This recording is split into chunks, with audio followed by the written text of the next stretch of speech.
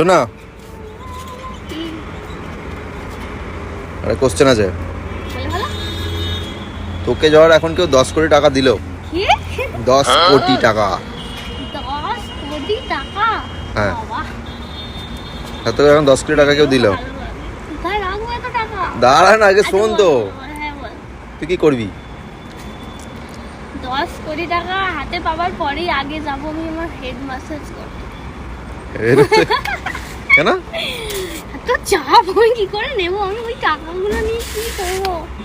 তাই জন্য আগে মাথা ঠান্ডা করতে হবে, তারপর ভাববো যে এই টাকাগুলো নিয়ে কি করা যায়। মানে কি করবি? সেটা তো তারপরে ভাববো। সাজিয়ে রেখে দেবো কাঁচের, মানে কাঁচের আলমারিতে সাজিয়ে রেখে দেবো, ঘুম থেকে উঠে পড়া টাকা দেখবো, আমার পাশে দুটো থাক থাক রেখে দেবো। খরচা কি ওখান থেকেই করবি? অত ভাবিনি, 10 কোটি এখন অনেক টাকা, সারা দিয়ালে শুধু টাকার ঘর।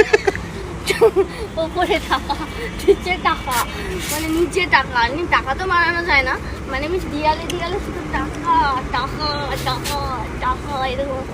আর তারপরের দিন সকালবেলাকে ফোন করে বললো হ্যাঁ যে আপনার হাজবেন্ডকে কিডন্যাপ করা হয়েছে, 10 কোটি টাকার বিনিময়ে হাজবেন্ডকে ছাড়িয়ে নিয়ে যান, কি বলবি?